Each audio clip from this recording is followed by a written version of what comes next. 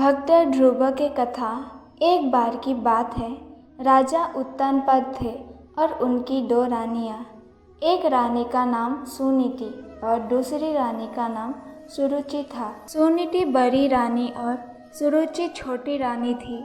रानी सुनीति के पुत्र का नाम ध्रुव और रानी सुरुचि के पुत्र का नाम उत्तम था। राजा उत्तानपाद का रुझान छोटी रानी सुरुचि के तरफ ज़्यादा था, क्योंकि वो देखने में काफ़ी सुंदर थी। लेकिन रानी सुरुचि अपनी सुंदरता पर काफ़ी घमंड करती थी। वही बड़ी रानी सुनीति का स्वभाव सुरुचि से बिल्कुल अलग था। रानी सुनीति काफ़ी शांत और समझदार स्वभाव की थी। राजा का सुरुचि के तरफ अधिक प्रेम देखते हुए रानी सुनीति दुखी रहती थी। इसीलिए वो अपना ज़्यादा से ज़्यादा वक्त भगवान की पूजा अर्चना करते हुए बिताती थी। एक दिन सुनीति के पुत्र ध्रुव अचानक अपने पिता राजा उत्तानपाद के गोद में जाकर बैठ गए। वो अपने पिता के गोद में बैठकर खेल ही रहे थे कि वहाँ छोटी रानी सुरुचि पहुँच गई। राजा के गोद में ध्रुव को बैठे देखकर रानी सुरुचि को गुस्सा आ गया।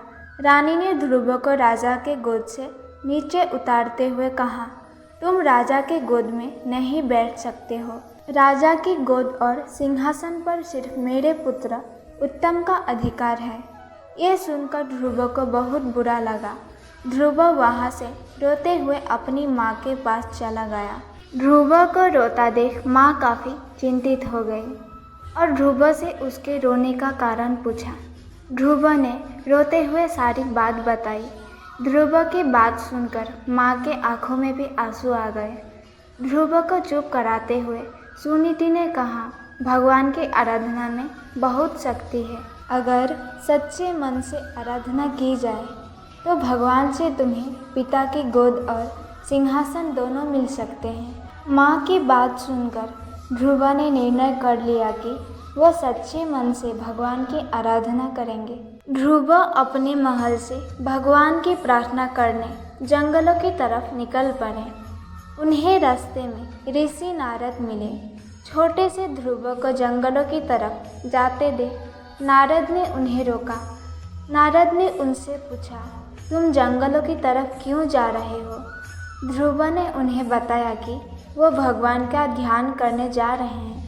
ध्रुव की बात सुनकर नारद ने उन्हें समझाकर राजमहल वापस भेजने की कोशिश की, लेकिन ध्रुव ने उनकी एक ना सुनी। ध्रुव के निर्णय के कारण नारद ने ध्रुव को ओम नमः भगवते वासुदेवाय मंत्र का जाप करने को कहा। इसके बाद ध्रुव जंगल में जाकर इस मंत्र का जाप करने लगे। उधर नारद ने महाराज उत्तानपाद को ध्रुव के बारे में बताया। बेटे के बारे में सुनकर महाराज का मन चिंतित हो गया। वो ध्रुव को वापस लाना चाहते थे, लेकिन नारद ने कहा, ध्रुव प्रार्थना में डूब गया है और अब वो वापस नहीं आएगा। उधर ध्रुव कठोर तपस्या में लगे रहे।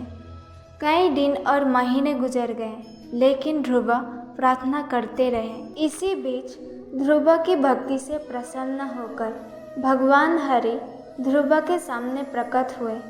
भगवान हरि ने ध्रुव का वरदान देते हुए कहा, तुम्हारी तपस्या से हम बहुत प्रसन्न हैं। तुम्हें राज सुख मिलेगा, साथ ही तुम्हारा नाम और तुम्हारी भक्ति हमेशा के लिए जानी जाएगी।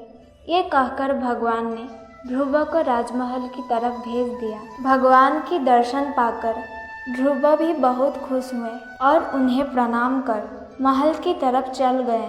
बेटे को महल वापस आते देख राजा खुश हो गए और उनको अपना पूरा राज्य सौंप दिया। भगवान हरि के वरदान से भक्त ध्रुव का नाम अमर हो गया और आज भी उन्हें आसमान में सबसे ज़्यादा चमकने वाले तारे ध्रुव तारे के नाम से याद किया जाता है। इस कहानी से यही सीख मिलती है कि अगर धैर्य और सच्चे मन से कोई प्रार्थना करे तो उसकी इच्छा ज़रूर पूरा होता है। आप लोगों को ये कथा जानकर कैसा लगा कमेंट करके एक बार ज़रूर बताएं और साथ ही में वीडियो को लाइक करें, चैनल को सब्सक्राइब करना ना भूलें। धन्यवाद।